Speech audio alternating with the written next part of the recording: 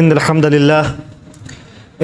لله نحمده ونستعينه ونستغفره ونؤمن به ونتوكل عليه ونعوذ بالله من شرور أنفسنا من سيئات أعمالنا من يهده الله فلا مضل له ومن يضلل فلا هادي له وأشهد أن لا إله إلا الله وحده لا شريك له وأشهد أن محمدا عبده ورسوله أما بعد فإن خير الحديث كتاب الله وخير الهدي هدي محمد صلى الله عليه وسلم وشر الأمور محدثاتها وكل محدثة بدعة وكل بدعة ضلالة وكل ضلالة في النار۔ تمام طرح کی تعریف، بڑائی، بزرگی، کبریائی، حمد و ثنا اس اللہ رب العزت کے لیے خاص ہے جس نے ہم سب کو پیدا فرمایا اور پیدا فرمانے کے بعد یوں ہی بیکار نہ چھوڑا، بلکہ ہماری ہدایت کے لیے، ہماری رہنمائی کے لیے اپنے پیارے رسولوں، پیغمبروں کو بھیجا۔ انہی پیغمبروں کی، انہی رسولوں کی آخری کڑی، یعنی ہمارے آخری پیغمبر شافع محشر امام الانبیاء، جن پر لاکھوں کروڑوں درود و سلام نازل ہو، کہ جن کے ذریعے سے اللہ رب العزت نے شریعت، نور ہدایت، قرآن مجید ہم تک پہنچائی۔ محترم حاضرین، اللہ تعالیٰ کا لاکھ لاکھ شکر ہے کہ جس نے ہم کو یہ توفیق دی کہ ہم نے مغرب کی نماز بجماعت پڑھی، اور پڑھنے کے بعد میں اللہ تعالیٰ نے مزید کرم ہمارے ساتھ یہ بھی کیا کہ ہمیں تھوڑی سی اور توفیق دی کہ ہم اللہ اور اس کے رسول کی بات کرنے کے لیے، اللہ اور اس کے رسول کی بات کو سننے کے لیے یہاں پہ بیٹھے ہوئے ہیں۔ محترم حاضرین، آپ میں سے زیادہ تر لوگوں کو معلوم ہوگا کہ ہمارا یہ جو پروگرام ہے یہ ماہواری پروگرام ہے، مہینے میں ایک مرتبہ پروگرام ہوتا ہے۔ اس سے پہلے ہمارا پروگرام ہفتہ واری پروگرام ہوا کرتا تھا، لیکن کووڈ کی وجہ سے، کرونا کی وجہ سے وہ سلسلہ ٹوٹ گیا 2020 میں، اور ابھی بھی وہ سلسلہ قائم نہیں ہو پایا ہے۔ اگر آگے انشاءاللہ وہ سلسلہ قائم ہوگا، اگر ہر ہفتے پروگرام کیا جائے گا جمعیت کی طرف سے، تو اس کی اطلاع آپ سب کو دے دی جائے گی۔ فی الحال جو سلسلہ ہے پروگراموں کا، وہ جمعیت کی طرف سے کوشش کی جاتی ہے کہ مہینے میں کم از کم ایک مرتبہ کسی نہ کسی بہانے پروگرام ہو جائے۔ اللہ کا شکر ہے آج پروگرام ہو رہا ہے، اور اس سے پہلے 15 اگست کے موقع پر کھیری مسجد میں، کھیری جو اپنا اسکول ہے وہاں پر بھی جمعیت کی طرف سے پروگرام رکھا گیا تھا۔ آپ میں سے بہت سارے لوگ شرکت وہاں پہ کیے تھے، اور اسی طریقے سے ہماری آگے بھی کوشش رہے گی کہ ہر مہینے کم از کم ایک پروگرام ایسا ہو جس میں سارے کے سارے ہمارے بھائی ہیں، جمعیت کے جو لوگ ہیں یا ہمارے ہمدرد ہیں، جو بھی مسلمان بھائی جتنی بھی تعداد میں یہاں پہ شرکت کر سکتے ہیں، کوشش کی جائے کہ ان تک اطلاع پہنچے اور یہاں پہ وہ تشریف لائیں، یا یہاں پہ لائیں، یا جہاں کہیں پہ پروگرام ہوگی اس کی آپ کو اطلاع دی جائے گی۔ اب میں آپ کا زیادہ وقت نہ لیتے ہوئے پروگرام کا خاکہ آپ کے سامنے پیش کرتا ہوں۔ سب سے پہلے جو پروگرام کا جو شروعات ہوتی ہے وہ تلاوت کلام پاک سے ہوتی ہے، ہونی بھی چاہیے۔ تلاوت کلام پاک پیش کرنے کے لیے ہمارے مسجد کے امام کو انشاءاللہ بلایا جائے گا۔ اس کے بعد صدارتی کلمات پیش کرنے کے لیے جناب نصرت صاحب کو دعوت دی جائے گی۔ اس کے بعد تقریری سلسلہ شروع ہوگا جس کو ناظم جمعیت جناب مولانا سلیم صاحب اور اس کے علاوہ پروفیسر عامر صاحب آپ سب کو انشاءاللہ نصیحتیں کریں گے۔ اب میں پروگرام کی شروعات کے لیے، اس کا افتتاح کرنے کے لیے اس مسجد کے امام صاحب کو دعوت دوں گا کہ وہ ڈائز پہ آئیں اور تلاوت کلام پاک سے پروگرام کا آغاز کریں۔ السلام علیکم ورحمۃ اللہ وبرکاتہ۔ اعوذ باللہ من الشیطان الرجیم، بسم اللہ الرحمن الرحیم، والتین والزیتون وطور سینین وهذا البلد الأمين لقد خلقنا الإنسان في أحسن تقويم ثم رددناه أسفل سافلين إلا الذين آمنوا وعملوا الصالحات فلهم أجر غير ممنون فما يكذبك بعد بالدين أليس الله بأحكم الحاكمين. الحمدللہ پروگرام کا آغاز باقاعدہ تلاوت کلام پاک کے ذریعے سے ہو چکا ہے. یہ مسجد کے امام صاحب تھے جن کا نام نثار اللہ نثار صاحب ہے، جن کو ابھی آپ سماعت فرما رہے تھے. اب میں اس کے بعد افتتاحی کلمات پیش کرنے کے لیے جمعیت اہل حدیث ضلع لکھنؤ کھیری کے سابق امیر جماعت جناب نصرت صاحب کو دعوت دوں گا تو لائز کرائیں اور افتتاحی کلمات پیش.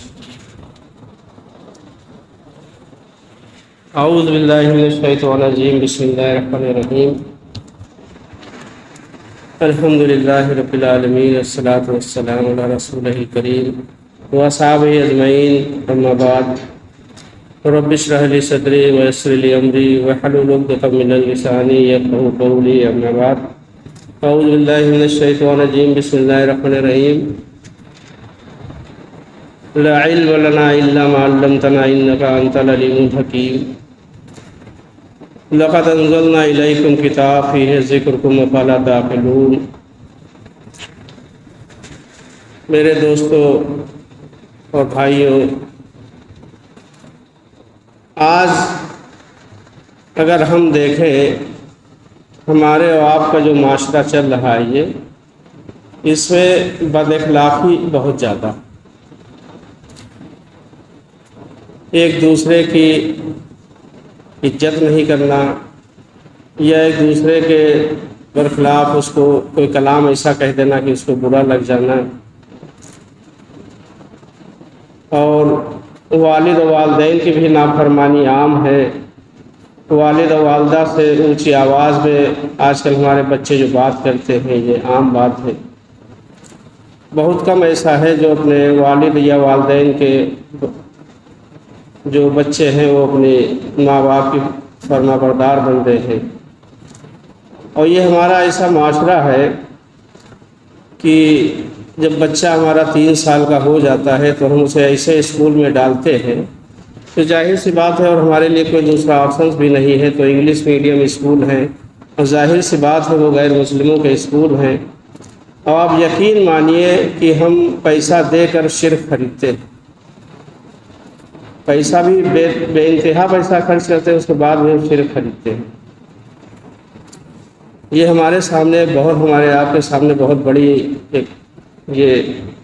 بڑا یہ مسئلہ ہے کہ ہم اپنے بچوں کو ایسے ادارے میں کہاں ڈالیں، کیا کریں، سوچنے میں نہیں آتا ہے. اسی سلسلے میں ہمارے جو جمعیت کے ناظم ہیں مولانا سلیم صاحب کھیری میں اس طرح کا ایک پروگرام بنا رہے ہیں جو انگلش میڈیم اسکول ہوگا، اور جہاں پر دینی دنیاوی یعنی دونوں جہاں کی تعلیم کا انشاءاللہ سسٹم بنایا جا رہا ہے. تو کہ ہم جو آج اس معاشرے میں ہیں جو پیسہ دے کے شرک خریدتے ہیں، بھائی غیر مسلم کے اسکول ہیں وہاں تو سب رام اور رامائن اور رحیم یہی سب پڑھایا جاتا ہے، ہاتھ جوڑ کے وہاں پرارتھنا کرائی جاتی ہے. اور بچے پھر ہم امید کرتے ہیں کہ ہمارے بچے دیندار بنے، تو کیسے بن پائیں گے؟ کیسے بن پائیں گے؟ یہ ایک ہمارے لیے بہت بڑا مسئلہ ہے. دوسری بات یہ کہ بچے تو وہی ہیں، نوجوانوں بھی ہم دیکھتے ہیں کہ ہم اپنے بڑے کی عزت و احترام نہیں کر پاتے ہیں، یا اپنی اخلاق کو نہیں بدل پاتے ہیں، یا جسے ہم کسی بات پہ صبر نہیں کر پاتے ہیں. اس سلسلے میں ایک پیغام ہم آپ کو دینا چاہتے ہیں کہ ہم اپنے اندر تبدیلی کیسے لائیں، ہم اپنے کردار کو کیسے اچھا بنائیں، ہم اپنے اخلاق کو کیسے اچھا بنائیں، ہم ایک اچھی گفتگو سامنے والے سے کیسے کر سکتے ہیں. بھائی بچپن میں تو ہمیں تعلیمات ملی نہیں، جوانی آئی تو ایسے معاشرے میں پڑ گئے جہاں پر گلی ڈنڈا یہ سب ہوا. لیکن ہم بہت ایک ایسی کتاب سے بہت دور ہیں، اور اب ہم یہ چاہتے ہیں کہ اس کتاب سے ہم جڑیں اور اس کو قریب لائیں. میں اس سلسلے میں ایک واقعہ بتانا چاہتا ہوں. ابھی ایک ٹیچر تھے تو وہاں پر کئی اسٹوڈنٹ تھے، تو ان سے ان ٹیچر نے کہا کہ آپ کوئی ایسی کتاب لائیے جو بہت کم پڑھی جاتی ہے، آپ کوئی ایسی کتاب لائیے جو بہت کم پڑھی جاتی ہے۔ اور اس کے بعد اتنا کہہ کے چھٹی کر دی بچوں کی، اور پھر بچے دوسرے دن آئے تو سب لوگ ایک کتاب اپنے ہاتھ میں پکڑے ہوئے تھے، اور وہ کتاب کون سی تھی معلوم؟ جو ٹیچر نے پوچھا یہ کون سی کتاب، یہ کیا ہے، تو کہنے لگے یہی وہ کتاب ہے جو ہمارے وہاں بہت کم پڑھی جاتی ہے، ہمارے معاشرے میں بھی بہت کم پڑھی جاتی ہے۔ یقین مانیے کہ وہ قرآن مجید تھی بچوں کے ہاتھ میں، وہ قرآن مجید تھی بچوں کے ہاتھ میں، جو بہت سے بچے لائے تھے، اور کہہ رہے تھے یہی کتاب وہ ہے جو ہمارے وہاں نہیں پڑھی جاتی، نہ ہمارے گھروں میں پڑھی جاتی، نہ ہمارے معاشرے میں پڑھی جاتی۔ تو اس سلسلے میں ایک ابھی ہم نے آیت پڑھی آپ کو سنائی تھی، جس میں اعوذ باللہ من الشیطان الرجیم بسم اللہ الرحمن الرحیم لقد انزلنا الیکم کتاب فیہ ذکرکم افلا تعقلون۔ اللہ تعالیٰ نے فرمایا کہ ہم نے تمہیں کتاب دی ہے اور آپ لوگ اس کو پڑھا کریں۔ اب بتائیے کہ اللہ تعالیٰ فرما رہا، اللہ سے بڑھ کر کس کی اچھی بات ہو سکتی ہے؟ تو بتایا ہم نے آپ کو کتاب دی ہے اور آپ لوگ اس کو پڑھا کریں، اور اس کے باوجود بھی ہم نے آپ کو عقل و فہم عطا کیا ہے۔ افلا تعقلون، اور جو چیز آپ کی نہ سمجھ میں آئے تو آپ اپنے عالم سے پوچھیں جو اس کتاب کے عالم۔ اللہ تعالیٰ نے وہ راستہ بتا دیا۔ اب میں یہ بتانا چاہتا ہوں کہ یہی وہ کتاب ہے جو انسان کے اخلاق کو بدل سکتی ہے، یہی وہ کتاب ہے جو انسان کے کردار کو بدل سکتی ہے، یہی وہ کتاب ہے جو انسان کی اپنی زندگی بدل سکتی ہے، اور یہی وہ کتاب ہے جو آخرت میں ہمیں جنت تک لے جانے والی ہے اور اللہ کے قریب کر دینے والی۔ میرے بھائیوں، میری گزارش ہے آپ سب سے کہ آپ لوگ اس قرآن سے جڑ جائیے۔ 24 گھنٹے میں آپ اپنا 20 منٹ کا وقت نکال لیجیے، فجر کے بعد نکال لیجیے، عشاء کے بعد نکال لیجیے، 20 منٹ، صرف 24 گھنٹے میں 20 منٹ کا وقت چاہیے۔ انشاءاللہ آپ دیکھیں آپ کی زندگی میں کیا تبدیلی آتی ہے۔ اور آپ کو ایک بات اور میں بتا دوں کہ قرآن مجید وہ کتاب ہے جو آپ کو پہلے سے ہر چیز کے لیے تیار کر دیتی۔ کوئی بھی پریشانی آنے والی ہوگی، قرآن مجید کی آیتیں آپ کو جو ہے اسٹرانگ کر دیں گی۔ جب قرآن مجید سے اگر آپ جڑے ہوں گے کوئی چیز آپ کو ہلا نہیں پائے گی انشاءاللہ۔ قرآن مجید سے جڑ جائیے۔ نماز کو چھوڑ کر ہم زندگی اگر گزارتے ہیں تو یقین مانیے کہ زندگی ہمارے خسارے والی ہے، پورے گھاٹے والی زندگی ہے۔ نماز سے جڑ جائیے، نماز کو وقت پر ادا کیجیے۔ یہ دونوں چیزیں ملا کر پھر آپ دیکھیے آپ کی زندگی میں کتنا بدلاؤ، کتنی تبدیلی، کتنا سکون ملتا ہے۔ آپ کروڑوں کروڑوں روپیہ کما لیجیے، لاکھوں روپیہ کما لیجیے، لیکن وہ سکون جو چاہیے وہ آپ کو سکون سے بھی نہیں، دو چیزوں مل سکتا ہے، قرآن اور وہ ہے نماز۔ اور میں زیادہ کچھ نہیں کہنا چاہتا ہوں۔ سبحانک اللہم و بحمدک وتبارک اسمک وتعالی جدک لا الہ الا انت۔ محترم حاضرین، بہت ہی دردمندانہ اپیل کر کے جناب نصرت صاحب آپ کے سامنے ابھی گئے ہیں۔ میری بھی یہی آپ سب سے اپیل ہے کہ ہم سب کی فلاح، ہم سب کی کامیابی اسی میں ہے کہ ہم قرآن مجید سے جڑ جائیں۔ اور یہ حقیقت ہے کہ رمضان کے علاوہ بہت ہی کم لوگ ایسے ہوتے ہیں جو تلاوت کلام پاک کرتے ہیں۔ اس کو سمجھ کر کے پڑھنا، اس کا ترجمہ سمجھنا، یہ تو بہت دور کی بات ہے۔ صرف تلاوت کرنا، آدھا پارا، پاؤ پارا، یہ بہت ہی گنا گزرتا ہے ہم سب کے اوپر، چاہے جو ہوں، چاہے ہم ہوں چاہے آپ ہوں۔ بہت ہی کم لوگ ایسے ہوتے ہیں جو روزانہ جن کا معمول ہوتا ہے کہ تلاوت کلام پاک، بہت کم لوگ ایسے ہوتے ہیں۔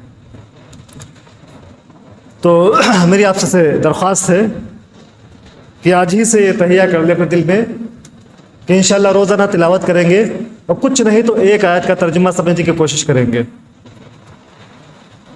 اگر ہم یہ طے کر کے اٹھتے ہیں تو ہمارا اتنی دور سے پروگرام میں شرکت کرنا یہ ہمیں فائدہ پہنچائے گا۔ نہیں تو بہت سارے لوگ کوئی ہدایت نگر سے آیا، کوئی اورنگ آباد سے آیا، کوئی کہیں سے آیا، کوئی سب ایسے آ کر کے چلے جائیں گے، فائدہ کچھ بھی نہیں ہوگا۔ صرف اتنا اگر ٹھان کر کے ہم جاتے ہیں انشاءاللہ کہ روزانہ تلاوت کریں گے اور ایک آیت کا ترجمہ انشاءاللہ سمجھ کر کے اس کو پڑھیں گے، تو یہ جان لیجئے کہ پروگرام میں آنے کا مقصد حل ہو گیا، یہاں پہ آنا آپ کا کامیاب ہو گیا آپ۔ بہرحال یہاں پہ آپ سب آئے ہیں، آپ سب سے میری ایک اور درخواست ہے کہ کسی بھی پروگرام میں آپ جائیں، چاہے وہ کسی مسلک کا ہو، جیسے بہت سارے لوگ یہاں پہ آئے ہوں گے تو ان کے ذہن میں یہ ہوگا کہ جمعیت اہل حدیث کا پروگرام ہے۔ جمعیت اہل حدیث کا پروگرام تو ہے، وہ کرواتے ہیں، اس کے ذمہ داران جناب ناظم صاحب، سلیم احمد صاحب کرواتے ہیں، وہ ٹھیک ہے، لیکن ہمارے ذہن میں یہ نہیں ہونا چاہیے۔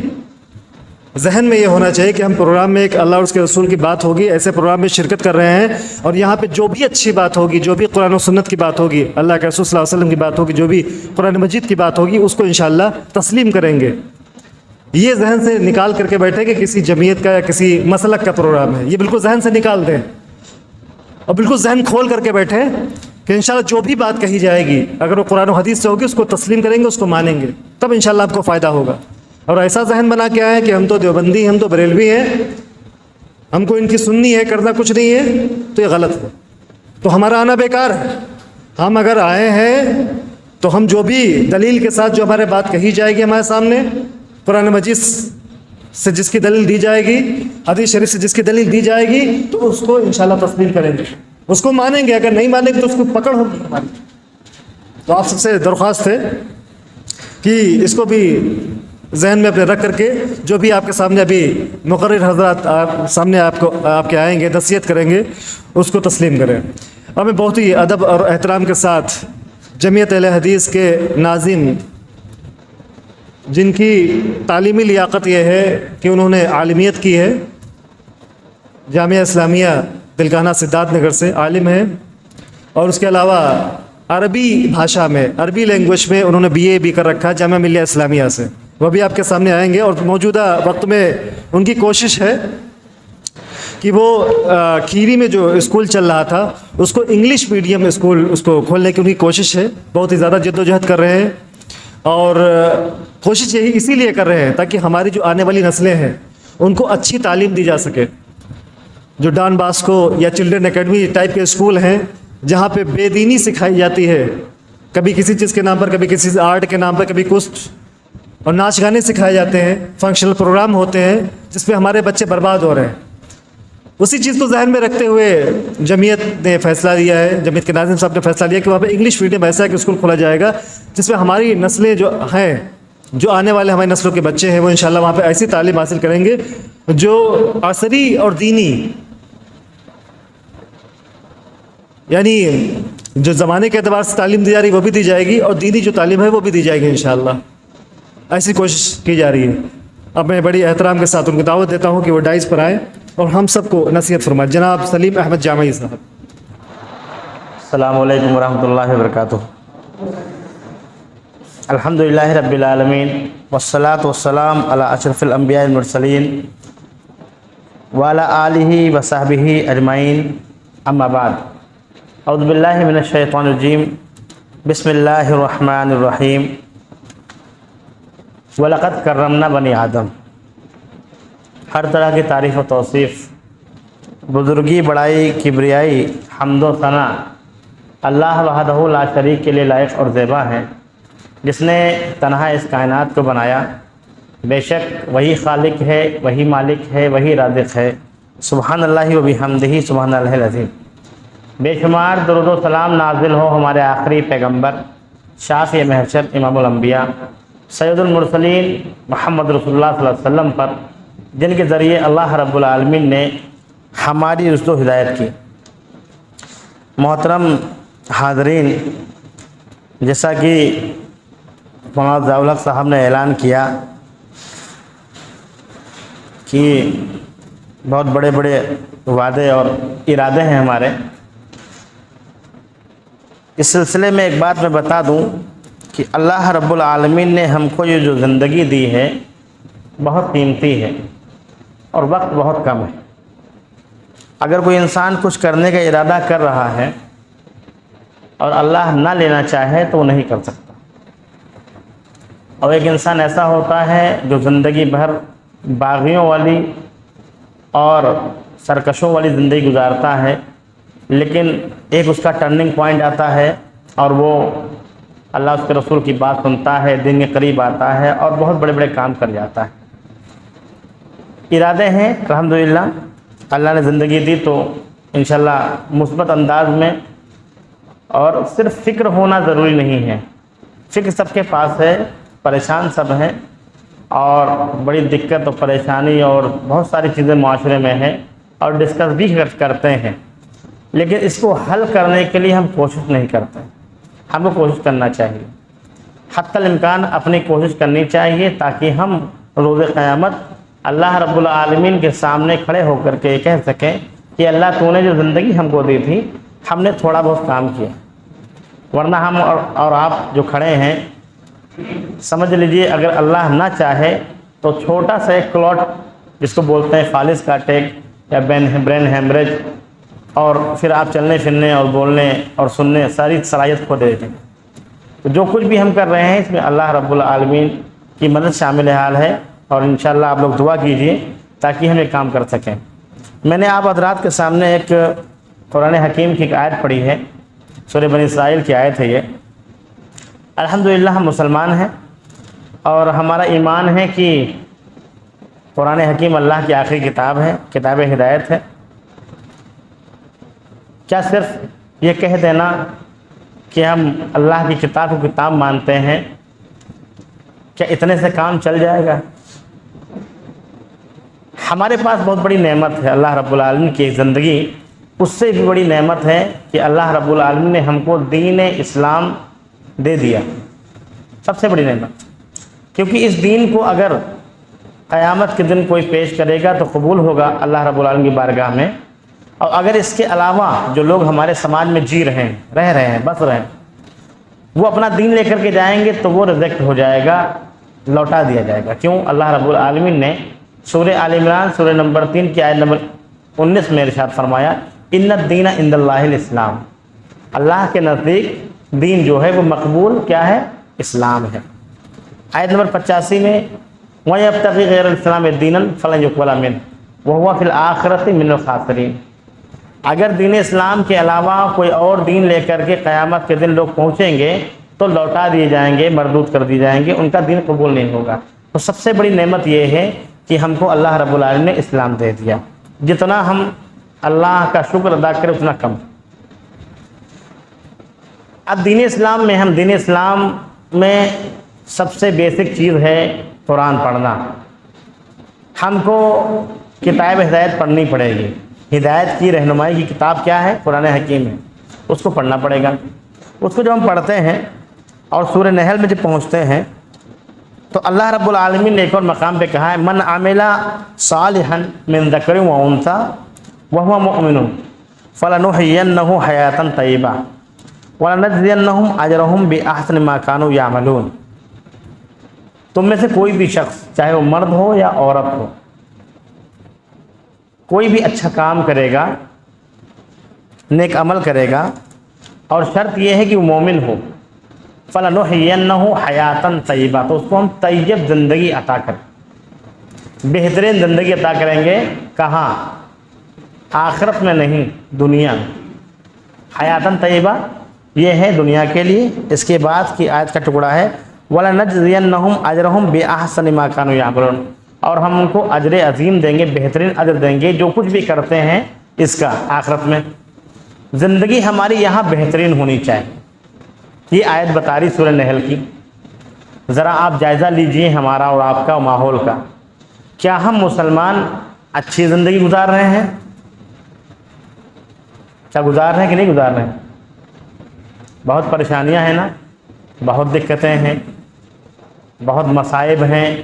لوگوں نے، علماء نے کہہ رکھا ہے کہ ہم پر قوم مسلط ہیں، اور بہت سارا خوف پیدا کر رکھا ہے۔ یقیناً ہماری زندگی بہترین نہیں گزر رہی۔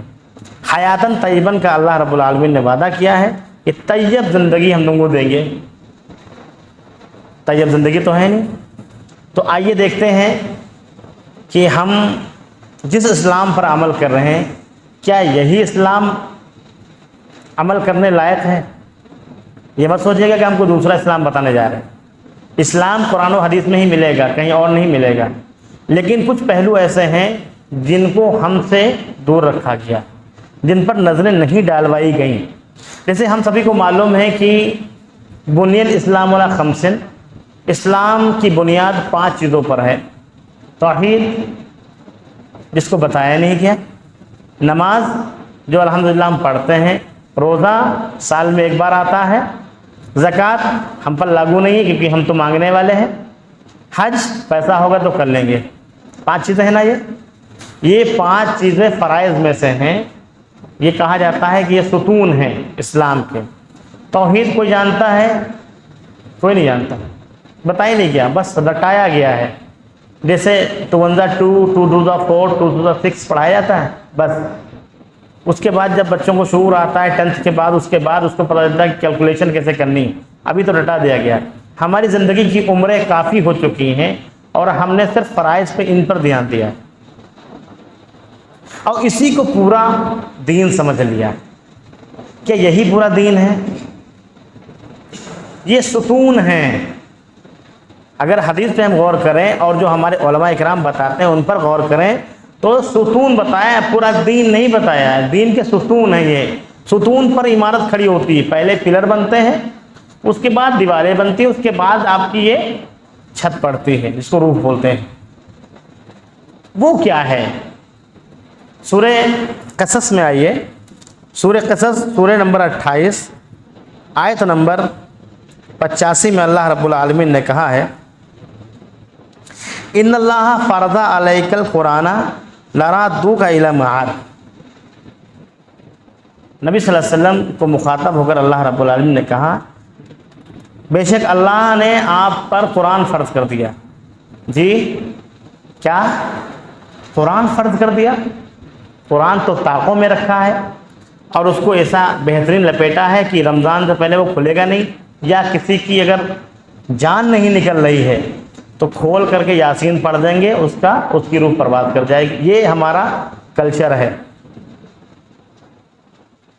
اللہ رب العالمین نے سورہ قصص میں کہا ہے کہ ہم نے قرآن آپ پر فرض کر دیا، اس کا پڑھنا، اس کا سمجھنا، اس کا سننا، اس میں تدبر کرنا۔ ہم نے فرائض کیا سمجھا ہے؟ یہ 5 فرائض۔ یہ فرائض کہاں سے معلوم ہوں گے یہ ہم نے نہیں سمجھا، نہیں، اس کو ٹٹولنے کی ضرورت نہیں پڑی، اس کو ڈھونڈنے کی ضرورت نہیں پڑی۔ جب ہم قرآن پڑھتے ہیں، قرآن میں سورتیں ہیں 114، آیتیں ہیں۔ آیت مانے ہوتا ہے نشانی۔ کیا ہوتا ہے آیت مانے؟ نشانی۔ اگر ہم ترجمہ کریں آیت کا، قرآن میں صورتیں ہیں، صورتوں میں آیتیں ہیں۔ آیت کا نشانی ہوتا ہے، نشانی دنیا میں بھی ہے، ہم میں خود آیات ہیں، نشانیاں ہیں۔ ہم جو کچھ کھاتے ہیں کیسے ہضم ہوتا ہے، اگر ہم اس پر غور کر لیں تو وہ اللہ کی نشانی ہے۔ یہ پیڑوں کے پتے کالے کیوں نہیں ہوتے، ہرے کیوں ہوتے ہیں، اس میں نشانی ہے۔ زلزلہ کیوں آتا ہے، کیسے آتا ہے، کہاں سے آتا ہے، اس میں نشانی ہے۔ نشانیاں اللہ رب العالمین نے دی ہیں، کیوں؟ کیونکہ غور و فکر کرنا ہے، اور وہ ہمارا پورشن غور و فکر والا وہ بلینک ہے۔ ہم نے کہا وہ تو سائنسدانوں کا کام ہے، وہ تو سائنٹسٹ کا کام ہے، ہمارا کام غور و فکر نہیں ہے۔ جبکہ قرآن پڑھیں اگر ہم، اور ہم کو پڑھنا چاہیے ترجمے کے ساتھ، اللہ تعالیٰ نے کہا ہے، کتاب انزلناہ الیک مبارک وآیاتہ لیذکروا اولو الالباب۔ ہم نے آپ کی طرف ایک کتاب نازل کی ہے جو بہت بابرکت ہے، اس میں برکتیں ہیں۔ پڑھو گے، سمجھو گے، عمل کرو گے، اس کے بعد جو کمائی ومائی ہوگی اس میں برکت ہوگی۔ ایسا نہیں کہ ایسے ہی برکت کے لیے بس آپ نے ایک پارہ پڑھ لیا اور آپ کے پاس بہت ساری نیکیاں آ گئیں۔ تلاوت کا ثواب ملتا ہے، لیکن جو چیز سمجھ کر کے پڑھی جاتی ہے وہ تلاوت میں نہیں ہوتی۔ سمجھیں گے یہ اللہ کی کتاب ہے، اللہ رب العالمین نے ہم کو کیسے زندگی گزارنی اس کے لیے بھیجا ہے۔ کیا کہا اللہ رب لیدبروا آیاتہ، تاکہ تم ہماری آیات میں غور و فکر کرو۔ اللہ رب العالمین نے اس قرآن کو صرف علماء حضرات پر نہیں نازل کیا، ہر مسلمان کا، چاہے مرد ہو یا عورت، گورا ہو یا کالا، عرب کا ہو یا عجم کا ہو، سب پر اس کو فرض کیا ہے پڑھنا اور سمجھنا اور غور و فکر کرنا۔ لیدبروا آیاتہ، تاکہ تم آیات میں ہماری اللہ کی آیات میں غور کرو۔ اس کے بعد میں اللہ رب العالمین نے کہا وَلْيَتَذَكَّرُوا لِأُولِي الْأَلْبَابِ، کم ہی لوگ نصیحت لیتے ہیں۔ یہ عقل والوں کے لیے اس میں نصیحت ہے، عقل والوں کو یہ سمجھنا چاہیے ہم کیا غور و فکر کرتے ہیں قرآن میں۔ اب بغیر غور و فکر کے قرآن ہم پڑھ رہے ہیں تو جو دکھ رہا ہے اسلام اسی کو ہم فالو کر رہے ہیں، اسی پر چل رہے ہیں۔ باعث پریشانی بنا ہوا ہے سماج کے لیے اسلام، نہ ہو تو آپ میڈیا دیکھ لیجئے، سوشل میڈیا دیکھ لیجئے، ہر طرف مسلمانوں کو نشانہ بنایا جا رہا ہے۔ کیا ہے ایسا خاص مسلمانوں میں؟ یہ خاص نہیں ہے، اللہ رب العالمین کا تھوڑا سا ہلکا سا ننھا سا منا سا عذاب ہے کہ جس کام کے لیے ہم نے تم کو بھیجا تھا وہ کام تو تم نے کیا نہیں۔ حیاتاً طیبہ کا وعدہ ہم نے تم سے لیا کہ تم میں سے کوئی بھی شخص جو نیک عمل کرے گا، مرد ہو یا عورت ہو، ہم اس کو طیب زندگی دیں گے۔ طیب زندگی ہماری نہیں، اس کا مطلب ہمارا نیک عمل نہیں۔ نیک عمل ہم جو کر رہے ہیں اس کو ہم نے چیک نہیں کیا کیا وہ صحیح ہے یا غلط۔ یقین مانے گا ہماری نمازیں درست نہیں ہیں جو دن میں 5 مرتبہ ہم لوگ پڑھتے ہیں، درست ہی نہیں۔ ہمارا طریقہ کون سا طریقہ لے آئے بھائی آپ؟ رسول اللہ صلی اللہ علیہ وسلم کا طریقہ چلے گا، کوئی اور ٹھپا نہیں چلے گا۔ یہاں پر نیپال کا پیسہ نہیں چلتا ہے، نہ دبئی کا چلے گا، یہاں انڈین کرنسی چلے گی۔ اسلام میں صرف نبی صلی اللہ علیہ وسلم کی مہر چلے گی، کوئی اور مہر نہیں چلے گی۔ اور دین نہ سمجھنے کے لیے لوگ فرقے بنائے ہیں، دین کوئی سمجھ نہ سکے، دین پر کوئی ٹھیک سے عمل نہ کر سکے، اس لیے لوگوں نے فرقے بنائے، اختلاف کیا۔ دین تو ایک ہے۔ اب دین کہاں ہے؟ قرآن میں ہے۔ قرآن ہم پڑھتے نہیں تو ہم کو دین ملے گا کہاں؟ میں نے جو آیت پڑھی ہے خطبے کے بعد وہ ہے میرا موضوع، وَلَقَدْ كَرَّمْنَا بَنِي آدم، کہ ہم نے ہر انسان کو تکریم بخشی ہے۔ ہر انسان بحیثیت انسان کے محترم، اس کی عزت کرنا، اس کی بات کو سننا، اس کے وقار کو مجروح نہ کرنا، یہ ہم پر فرض ہے۔ ہم صرف فرائض چند چیزوں کو سمجھتے ہیں جس کی وجہ سے ہم کو سماج نے کنارے لگا دیا ہے، ایک دھارے میں لگا دیا۔ آپ ادھر سائڈ میں، آپ ذرا ادھر آئیے، آپ جائیے ایئرپورٹ میں چلے جائیے، کہیں بھی اچھے سے اچھی جگہ چلے جائیے، آپ کو بہت عجیب نظرے سے دیکھا جاتا ہے۔ کیوں؟ کیونکہ ہم نے اپنے آپ کو علیحدہ کر رکھا ہے۔ ہم کو لوگ ٹوپی سے جانتے ہیں، داڑھی سے جانتے ہیں، نمازوں سے جانتے ہیں، ووادوں سے جانتے ہیں، اختلافات سے جانتے ہیں۔ ہماری جو اصل پہچان تھی، اخلاق، کردار، نبی صلی اللہ علیہ وسلم کی رحمت کا عنصر، رحمان رحیم کا جو کانسیپٹ تھا ہمارے پاس، وہ ہے ہی نہیں۔ ہماری اور آپ کی بعثت کا مقصد اللہ رب العالمین نے بتایا ہے کہ آپ کو اپنے لیے کچھ نہیں کرنا ہے، آپ کو سماج کے لیے جینا ہے، معاشرے کی اصلاح کی ذمہ داری آپ کی ہے۔ اللہ کا نظام ہے، اللہ رب العالمین کی کائنات ہے، قانون بھی اللہ کا چلنا چاہیے۔ اللہ کا قانون تو ایسا ہے جس میں سب برابر، کیونکہ اللہ رب العالمین جب بارش کرتا ہے تو صرف مسلمانوں کے کھیت میں نہیں برساتا ہے پانی، اس کی رحمت تو عام ہے۔ اب اس کی قرآن بھی عام ہونی چاہیے۔ اللہ رب العالمین نے قرآن حکیم میں ہی ارشاد فرمایا، اِنَّا أَنزَلْنَا عَلَيْكَ الْكِتَابَ لِلنَّاسِ بِالْحَقِّ، ہم نے آپ پر یہ کتاب نازل کی ہے لوگوں کے لیے سراسر حق ہے، یہ حق کے ساتھ لوگوں کے لیے۔ ہم لوگ مسلمان ہیں، ترقی کر جائیں گے تو مومن ہو جائیں گے، اور تقوی آئے گا تو متقی ہو جائیں گے انشاءاللہ۔ لیکن یہاں پر متقی نہیں کہا گیا، مومن نہیں کہا گیا، مسلم نہیں کہا گیا، یہاں پر تو لوگ کہا گیا۔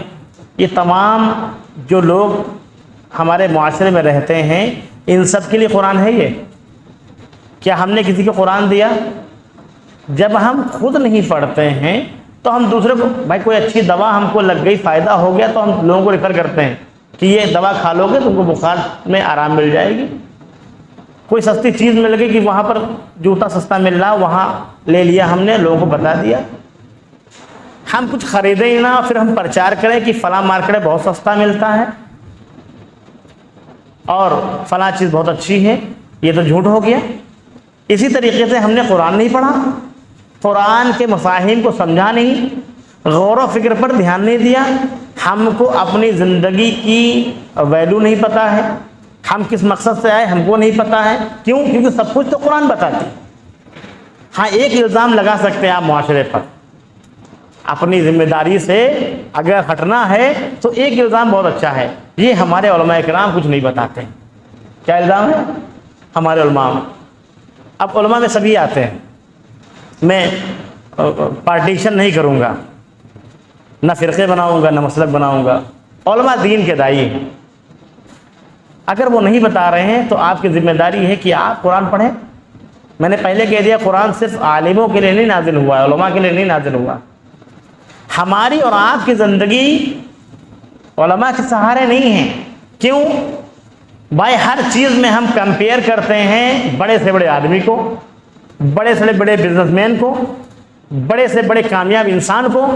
اس میں ہم عالم کو کاپی نہیں کرتے ہیں، کسی علماء کو نہیں کہتے ہیں کہ ہم فلاں امام کی طرح بننا چاہتے ہیں. کیوں؟ کیونکہ ان کے لائف سٹائل بہت عجیب سا ہے. تو ہم دین کیوں ان سے کاپی کر رہے ہیں؟ ہم ان سے کاپی پیسٹ نہ کریں، وہ جو کر رہے ہیں کرنے دیں، ہم اپنی ذمہ داری نبھائیں، دین کے داعی بنیں، دین کو پڑھیں سمجھیں. ہر انسان محترم ہے، اس میں سب سے پہلے تو میں عالموں کو لے کر کے آؤں گا کہ کسی بھی عالم کی آپ تضحیق نہ کریں. ہوتا کیا ہے، اگر وہ سدھرنا بھی چاہیں، اگر وہ بدلنا بھی چاہیں، اگر وہ راہ راست پر آنا بھی چاہیں یا اپنی اصلاح کرنا بھی چاہیں تو وہ بدل جاتے ہیں. کہتے ہیں ان لوگوں کی تعلیمات ہی عجیب ہیں. ہم تو قرآن سے بتا رہے ہیں کہ ہر ایک انسان محترم ہے، اس میں سبھی لوگ آتے ہیں، مسلم ہو غیر مسلم ہو. ہمارے اندر وہ عنصر، وہ چاشنی اسلام کی نہیں ہے جو درکار تھی. ہم بات کریں تو کیسے بات کریں، ہم تبلیغ کریں تو کیسے تبلیغ کریں، ہم رہیں تو کیسے رہیں. ہاں ہم نے نماز سیکھ لی ہے، یہ نہیں معلوم کہ درست ہے کہ نہیں درست ہے، بس پڑھتے ہیں، 5 وقت کے نمازی ہو گئے ہیں. ایسے ہی ہو گیا کہ کوسچن پیپر میں 200 سوال آئے اور اس میں سے آپ کو 200 پہ آپشنل ہے ٹک لگانے ہیں، 3 پہ حل کر دیے ہم نے اور کہا کہ اب تو ہماری سیٹ پکی ہے، ہم تو IAS بن گئے. پورا اسلام الگ ہے، آپ نے نماز نکال لی، اس کو برت رہے ہیں، ہم روزہ رمضان میں نکال لیا، برت رہے ہیں. جو اچھا لگا حدیث پیش کر دی، قرآن کی آیت پیش کر دی. جو اچھا نہیں لگا کہ بھائی ہم نے نہیں پڑھا ہے، ہم اس چیز کو جانتے نہیں ہیں اور رسمیں ادا کر رہے ہیں، معاشرے میں گھلے ہوئے ہیں. اور 3 سوال حل کر کے ہم سوچتے ہیں کہ ہم کو نمبر مل جائیں گے، ہماری سیٹ پکی ہے. غلط ہے. اپنے آپ کو دھوکہ مت دیجیے. وقت بہت کم ہے. اگر مومن اپنی زندگی کا انالائز کرے، تجزیہ کرے، اس کے بعد وقت نہیں ہے، بالکل وقت نہیں. اور یقین مانیے پورے معاشرے میں اگر آپ چلے جائیں ابھی اور اس بات کو کہیں کہ دکانداری کیسی ہے تو سب کہیں گے سناٹا بہت ہے، وقت نہیں کٹ رہا ہے. لوگوں کے پاس وقت ہی وقت ہے. کیوں؟ کیونکہ انہوں نے سب کچھ دکانداری ہی سمجھا. دکانداری کے بارے میں ایک آیت ہے، کیا نہیں ہے قرآن میں؟ ہر چیز قرآن ہر ایک چیز کی طرف رہبری کرتی ہے. سورہ سب میں اللہ رب العالمین نے کہا هل ادلکم علی تجارۃ تنجیکم من عذاب علیم، کیا ہم تم کو ایک تجارت بتائیں جو تم کو عذاب علیم سے بچا سکتی. تجارت ہم کرتے ہیں، بڑی بہت ڈیوٹی دیتے ہیں، پورے بانے کو مینٹین رکھتے ہیں، ہر چیز کا خیال رکھتے ہیں، لوگ کیا مانگ رہے ہیں کیا نہیں مانگ رہے ہیں. ہم پورا بانا مینٹین رکھتے ہیں، لیکن اس بات پہ غور نہیں کرتے ہیں کہ ہم کر کیا رہے ہیں. عذاب علیم سے جو تجارت بچائے وہ کرنی ہے ہم کو. تؤمنون باللہ ورسولہ وتجاہدون باموالکم وانفسکم، ہم کو اللہ کی راہ میں جہاد کر. جہاد کا مطلب لوگوں نے تلوار لے لیا ہے اور میڈیا نے جہاد کا مطلب تلوار ہی لے لیا ہے اور اس کو بتا دیا ہے کہ یہ اسلام جو پھیلا ہے وہ تلوار سے ہی پھیلا ہے. اور ہم اپنے قول و فعل سے اپنی کرتوتوں سے بتا بھی رہے ہیں کہ ہاں ایسا ہی کچھ ہے. وہ اسٹیٹس ہمارے دیکھ لیجئے, وہ ارت الغازی والے اور عثمان والے اور نہ جانے کون کون سے لگاتے ہیں لوگ. گھر میں کبھی چھپکلی نہیں ماری ہوگی, تلوار کے اور نہ جانے کون کون سے اسٹیٹس لگاتے ہیں. ایسی تجارت جو ہم کو بچا سکے وہ اللہ کی راہ میں مجاہدہ کرنا, اللہ کی راہ میں کوشش کرنا اپنے مال سے. اللہ کی راہ میں اپنا مال خرچ کریں, قرآن پڑھیں پڑھائیں, اس کے نسخے بانٹیں, یہ بھی جہاد ہے. لوگوں کو دعوت دیں. آج ہم نے بہت سارے لوگوں کو پروگرام میں آنے کی دعوت دی, کچھ لوگ نہیں آئے, کوئی بات نہیں, ہم کو اجر مل گیا, یہ ہوتی امید. ہم سوچیں ہم نے فون کیا, ہم نے میسج کیا, ہم نے میسج ڈالا اور لوگ آئے نہیں. یہ شخصی معاملہ نہیں ہے دین کا, خیال رکھیے گا. یہ معاملہ شخصی نہیں ہے, یہ آفاقی ہے. اگر کوئی شخص سوچ رہا ہے کہ میں نے بلایا, میں نے اس میں تنظیمیں برباد ہوئی ہیں, بڑے بڑے علماء برباد ہوئے ہیں کہ میری بات, میرا نام آگے لکھ دیا, مجھے بعد میں بلانا چاہیے تھا, مجھے اسٹیج پر نہیں بٹھالا, مجھے یہ اسلام نہیں ہے. پتہ نہیں کیا ہم نے پڑھا, کیا دیکھا, کیا سوچا, مطلب اسلام نہیں پڑھا. انا پرستی نہیں ہے, یہ تو بت پرستی سے ملتا جلتا ہے. اللہ رب العالمین نے قرآن حکیم میں ہی کہا ہے کہ کیا افرائیت من اتخذ الہہ ہوا, کہ آپ نے اس شخص کو دیکھا ہے نبی صلی اللہ علیہ وسلم جس نے اپنے ہی نفس کو خدا بنا لیا. میں بولوں تو سب سنیں, میری بات سروپری ہونی چاہیے, میں جو کہہ دوں وہی حکم ہے, میری بات نہیں مانو گے. شخصیت کی کوئی چیز نہیں ہے, اجر لینا ہے اللہ رب العالمین. یہ اللہ رب العالمین ذمہ داری ہم کو دے کر کے بھیجی تھی کہ ہم دنیا میں کام کریں گے آخرت کے طلبگار بن کر کے. ہر ایک کام کے آگے آخرت ہونی چاہیے کہ ہم کو اجر وہاں چاہیے.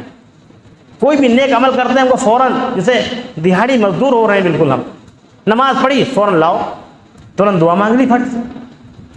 روزہ رکھا, ہم کو عید میں انعام چاہیے, یہ تو مزدوروں والی بات ہے. اور اللہ رب العالمین نے آپ کو خلیفہ بنا کر کے بھیجا ہے, یہ خلیفہ کا کام نہیں ہے. ہم لوگ اللہ رب العالمین کے ورکرز ہیں یہاں پر. ہم کام یہاں کریں گے, اجر آخرت میں لیں گے. اللہ رب العالمین نے کہا ہے کہ اگر تمہارا کام ہمارے مطابق ہوگا, اسلام کے مطابق ہوگا, تو ہم تمہاری زندگی دنیا کی بھی اچھی کر دیں گے. لب لباب یہی ہے کہ ہم کو قرآن پڑھنا چاہیے, سمجھ کر پڑھنا چاہیے, اس پر غور و فکر کرنا چاہیے. وقت جو مہلت ہے وہ کم ہے, ہمارے پاس مہلت کم ہے. ہم یہ نہ دیکھیں کہ کون آتا ہے کون جاتا ہے, کون کیا کر رہا ہے. ہم اپنی ذمہ داری سمجھ کر کے ہم کام کریں. اللہ رب العالمین نے کہا ہے کام کرنے والے جو ہوتے ہیں صحیح ٹریک پہ, ان کو اللہ رب العالمین کامیابی دیتا ہے. بہت سارے لوگ محنت کرتے ہیں لیکن بزنس مین سکسیس خوشی ہو پاتے ہیں. ہم کام کچھ نہ کریں, صرف الزام لگائیں علماء پر, عوام پر, سیاست, حکومت میں ایسے لوگ ہیں, سیاست ان کی ہے. 70 سال سے کس کی سیاست ہے بھائی؟ کب آپ کے حالات صحیح ہوئے؟ بلا وجہ کی مسائل میں الجھاتے ہیں کہ ان کی حکومت آ جائے گی تو دور اچھا ہو جائے گا, فلاں صاحب آ جائیں گے تو دور اچھا ہو جائے گا. آپ کے پاس زندگی کتنی ہے, اپنا کام کیجیے اور اللہ سے اجر لیجیے. قرآن ہم نے نہیں پڑھا, اس لیے ہم کو اسلام نہیں پتہ. جو دکھ رہا ہے وہ چلن ہے مسلمانوں کا. اصل مسلمان ہوتے ہیں تو جیسے صحابہ کرام کو دیکھ کر کے, ان کے اخلاق و اطوار کو دیکھ کر کے, کردار کو دیکھ کر کے لوگ مسلمان ہو جاتے تھے, مسلمان ہو جاتے ہیں. ہم نے قرآن کا پہلا درس چھوڑ دیا کہ ہم نے قرآن کو ہی فرض کیا ہے. ہم صرف نمازوں کو فرض سمجھ رہے ہیں. ہمارے اوپر قرآن بھی فرض ہے تاکہ ہم جب قیامت کے دن اللہ کے حضور کھڑے ہوں تو ہم جواب دے سکیں کہ اللہ ہم کو قرآن ملی تھی, ہم نے پڑھا, ہم نے سمجھا اور ہم نے لوگوں کو بتایا. یہ ہماری آپ کی ذمہ داری تھی. ایک چھوٹا سا علم, کسی بھی چیز کے بارے میں کوئی مکمل جانکاری مل جائے وہ دوسرے تک پہنچا دیجیے. آپ کوئی ضروری نہیں کہ آپ پورے عالم ہی بن جائیں, یا عالم کی ذمہ داری پہ نہیں کہ دین آپ بہت جانیے. جو قرآن کے کانسیپٹ ہیں اسلام کے, اس کو سمجھے, اس کو عام کیجیے. اللہ کی رحمت وسیع ہے, سب کے لیے ہے. ہمارے اندر بھی سب کے لیے گنجائش ہونی چاہیے. ہمارے اخلاق و کردار سے کسی کو پریشانی نہیں ہونی چاہیے. हमारे मुंह से लग़वार नहीं निकलनी चाहिए, हम किसी का मजाक नहीं बढ़ा सकते हैं, हम जब भी बोलेंगे तो अच्छा बोलेंगे। ये सब कुरान के अहकाम है, हुक्म देता है अल्लाह रब्बुल आलमीन। जुमे का खुतबा होता है, जुमे के खुतबे में दूसरे में जो हमारे यहाँ खुतबा होता है थोड़ा सा डिफरेंट है, और जो अदर जगह खुतबा होता है सिर्फ अरबी में होता है। यहाँ उर्दू अरबी में जैसा सुन्नत का तरीक़ा है वो होता है। पहले जो सुन्नत के तरीक़े हैं, जो आयतें पढ़ी जाती हैं वो पढ़ी जाएंगी, उसके बाद में वाज़ और नसीहत की जाएगी, उसके बाद दूसरा खुतबा बैठ करके जब पढ़ते हैं, खड़े होते हैं, तो उसमें कुरान की एक आयत पढ़ते हैं हम लोग। तमाम खुतबे में पढ़ा जाता है इन्नल्लाह यअमुरु बिल अदल व एहसान, इन्नल्लाह यअमुरु बिल अदल व एहसान व ईताइ ज़िल क़ुरबा व यनहा अनिल फ़हशाइ वल मुनकर वल बग़य यइज़ुकुम लअल्लकुम तज़क्करून। इन्नल्लाह यअमुरु, ये अल्लाह तुमको हुक्म दे रहा है। हमको सिर्फ नमाज का हुक्म मिला, हमको सिर्फ ज़कात का हुक्म मिला अगर हम पैसे वाले थे। यहाँ पर हर जुमे में बताया जा रहा है, और अरबी हम जानते नहीं इसीलिए हमको पता नहीं चलता है, वो ऊपर से बातें निकल जाती। इन्नल्लाह यअमुरु बिल अदल, अल्लाह रब्बुल आलमीन हुक्म देता है कि तुम इंसाफ करो सबके साथ, वल एहसान, और एहसान करो। दूसरे मुकाम पर अल्लाह रब्बुल आलमीन इन्नल्लाह युहिब्बुल मुहसिनीन, अल्लाह ताला एहसान करने वालों को पसंद करता है। हम अल्लाह के मोहसिन तब बनेंगे, मुहिब तब बनेंगे, अल्लाह हमसे मोहब्बत तब करेगा जब हम कायनात के रहने बसने वालों पर हम क्या करेंगे, रहम करेंगे, एहसान करेंगे, उनसे अच्छे से मिलेंगे, उनकी तालीम और तरबियत का ख्याल रखेंगे, उनकी बातों को डीपली लेंगे। ये नहीं कि यार तुम हटो सामने से, तुम क्यों बोल रहे हो, हमारे सामने तुम्हारी हैसियत है क्या। ये क्या है, जलील करना हुआ, इसकी इजाज़त नहीं देता अल्लाह रब्बुल आलमीन। वैलुल लिहुमज़तिल लुमज़ा अल्लज़ी जमा मालो व अद्ददा, कि हर हुमज़ा और लुमज़ा के लिए वैल है। वैल जहन्नम की एक वादी है, ख़ास एक जगह है जहन्नम की, जहाँ इशारे किनाए वाले, जलील करने वाले वहीं होंगे, और जो माल को इकट्ठा करते हैं सोचते ही हमेशा रहेगा। अल्लज़ी जमा मालो व अद्ददा, हम भी जमा कर रहे हैं माल को और गिन गिन के रख रहे हैं कि इसमें हमारे बच्चों का फ्यूचर होगा, ऐसा होगा। सब पूरी हम लोग राह रास्त से हटे हुए, इस्लाम पर चलते हुए भी हम इस्लाम पर नहीं चल रहे हैं। क्यों, असल इस्लाम पे चलना ही तो असल इस्लाम पे है, वरना हम इस्लाम के नाम पर किसी और चीज़ को फॉलो कर रहे हैं। वलक़द करमना बनी आदम मेरा मौजू है, इसके ज़िम्न में बहुत सारी बातें आती हैं, अगले प्रोग्राम में इंशाल्लाह बताएं। वक्त बहुत कम है, हमने प्रोफेसर साहब से टाइम लिया था, और प्रोफेसर साहब को आधा घंटा ये थोड़ा ज़्यादा देना है। 8:30 पे अजान है। मैं अपनी बात को यहीं पे समेट रहा हूँ इंशाअल्लाह। कुरान की बातें 5 मिनट में 10 मिनट में हो भी नहीं चाहिए, तो मौजू अभी शुरू हुआ है वलक़द करमना बनी आदम में, कि हम आदम की तकरीम कैसे करें, हर इंसान की इज़्ज़त कैसे करें, कैसे उससे मिलें, क्या हमारा रोल है दुनिया में, किस तरीके से हम समाज की इस्लाह में काम कर सकते हैं, किस तरीके से हम मुसलमानों को छोड़िए गैर मुस्लिम को करीब कर सकते हैं। ये सब इंशाअल्लाह अगले प्रोग्राम में या अगले दर्स में इंशाअल्लाह बताया जाएगा। जब भी होगा आप लोगों को इत्तला दी जाएगी। कोशिश कीजिएगा, ये जो वक्त लगेगा ये काम आएगा इंशाअल्लाह।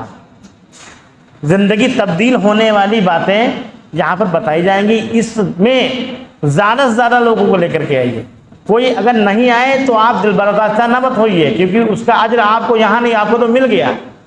इन्नमल अमलु बिन्नियात की वजह से आपको तो मिल चुका है। आपने कार्य खैर के लिए, लोगों को दीन की दावत देने के लिए आपने बुला लिया, काफ़ी आपका काम हो गया। जो नहीं आ रहा है वो उसको तो अल्लाह ताला के हिसाब देना है। हम नहीं बुलाएंगे तो हमको हिसाब देना है, हम बुला करके अपना दामन झाड़ सकते हैं। आखिर में अल्लाह से दुआ है कि अल्लाह रब्बुल आलमीन हम सबको सच्चे इस्लाम पर चलने वाला बनाए। आमीन। वाखिर दवाना अल्हम्दुलिल्लाहि रब्बिल आलमीन। जब मुकर्रिर अपनी तकरीर करता है, बहुत सारे अल्फाज ऐसे बोल जाते हैं जो हमारी समझ में नहीं आते। बहुत से उर्दू के अल्फाज होते हैं, बहुत से अंग्रेज़ी के अल्फाज होते हैं जो समझ में नहीं आते, और जहन में ये आता है कि समझ में तो कोई बात आ नहीं रही है, लिहाजा अब तो आगे अगली बार नहीं आएंगे। तो ऐसा हरगिज़ ना करें। अगर जहन में शैतान ख्याल डाल रहा हो तो ऐसे इस ख्याल को अपने जहन से निकाल दो, क्योंकि जब हम बैठेंगे तब थोड़ा थोड़ा समझ में आएगा। जैसे बहुत सारे लोग पहली बार प्रोग्राम में बैठे होंगे, अगली बार आप बैठेंगे तब इंशाल्लाह और ज़्यादा आपको समझ में आएगा, उसके बाद बैठेंगे तो और ज़्यादा समझ में आएगा।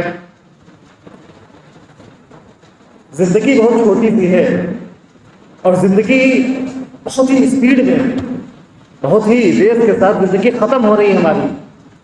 हमें इस भीड़ भाड़ वाली दुनिया में, मशगूलियत वाली दुनिया में हमको वक्त नहीं मिल पाता कि हम वक्त निकाल करके 5 वक्त की नमाज़ पढ़ लें। प्रोग्राम में तो शिरकत करना बड़ी दूर की बात है, हमें वक्त निकालना बड़ी हमारे लिए कठिनाई वाली बात हो जाती है। तो मोहतरम आज़िज़, कहने का मतलब ये है कि हमारी ज़िंदगी निकलती जा रही है, हमारी उम्र ख़त्म होती जा रही है। इसी ज़िंदगी में हमको वक्त निकालना है, ऐसे प्रोग्रामों में, ऐसे जलसों में शिरकत करनी है जिसमें अल्लाह उसके रसूल की बात, वरना ऐसे ही हम दुकानदारी में या पढ़ने पढ़ाने में, तैयारी करने में एग्ज़ाम्स की, ऐसे पर ज़िंदगी निकल जाएगी, मर खप जाएंगे और आखिर में कोई सवाल जो फरिश्ते करेंगे क्या दीन के काम करके आए, तो खाली हाथ दिखाएंगे, कोई जवाब हमारे पास नहीं होगा।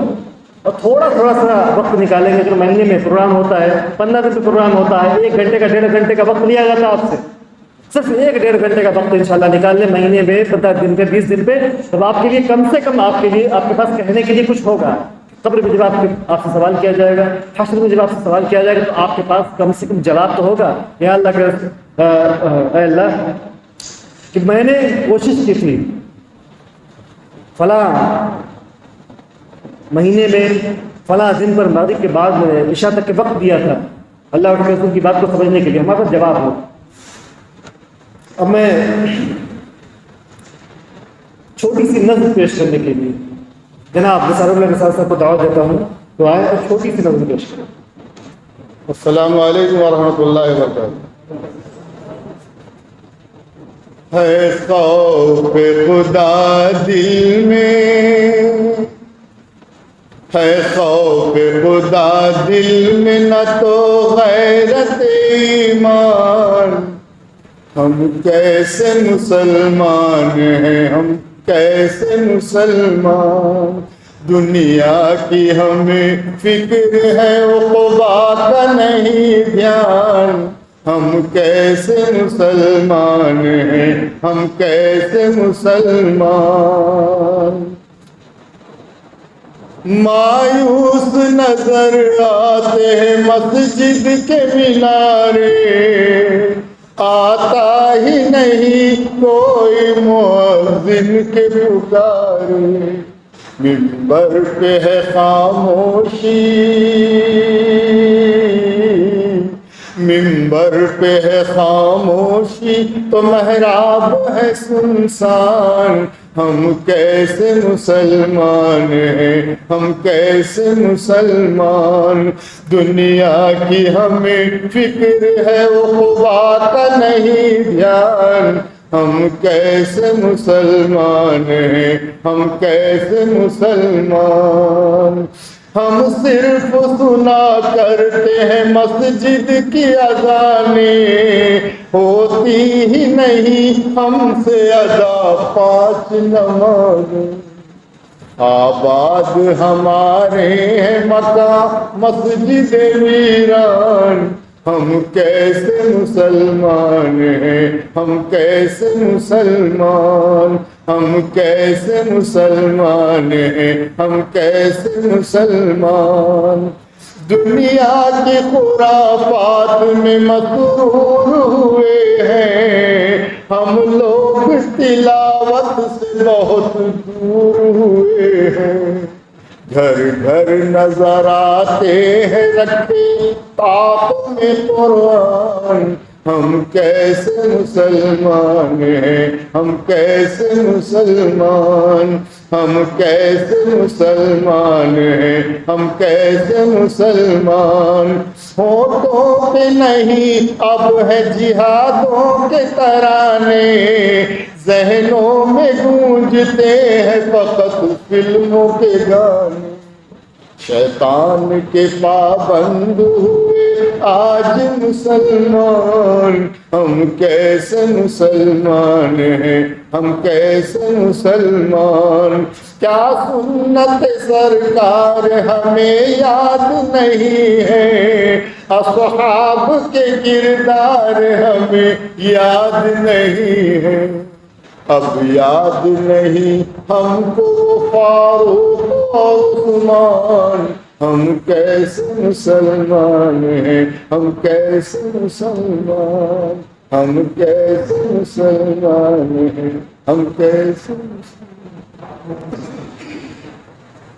अब मैं आपके सामने अपने इस प्रोग्राम के दूसरे मुकर्रिर जिनका तारुफ करवाने का मुनासिब समझता हूँ, ये जनाब आमिर साहब हैं आपके सामने। और अभी फ़िलहाल ये YD कॉलेज जो अपने यहाँ का सबसे मशहूर कॉलेज, सबसे पुराना कॉलेज है, उसमें मैथमेटिक्स के प्रोफेसर गणित पढ़ाते हैं वहाँ पे बच्चों को, जो BA और MA के बच्चे होते हैं। प्रोफेसर आमिर साहब, मैं उन्हीं से बड़ी अदब और एहतराम के साथ गुजारिश करूँगा कि वो डाइस पर आए, हमसे को नसीहत। प्रोफेसर आमिर साहब। अस्सलामु अलैकुम वरहमतुल्लाहि वबरकातुहू। सुब्हानल्लाहि अददा खल्क़िही, सुब्हानल्लाहि रिज़ा नफ़्सिही, सुब्हानल्लाहि ज़ीनता अर्शिही, सुब्हानल्लाहि मिदाद कलिमातिही। अल्लाहुम्मा सल्लि अला मुहम्मद व अला आलि मुहम्मद कमा सल्लैता अला इब्राहीम व अला आलि इब्राहीम इन्नका हमीदुम मजीद। अल्लाहुम्मा बारिक अला मुहम्मद व अला आलि मुहम्मद कमा बारकता अला इब्राहीम व अला आलि इब्राहीम इन्नका हमीदुम मजीद। रब्बि इश्रह ली सदरी व यस्सिर ली अमरी वहलुल उक़दतम मिन लिसानी यफ़क़हू क़ौली। रब्बि ज़िदनी इल्मा, अल्लाहुम्मा रब्बि ज़िदनी इल्मा।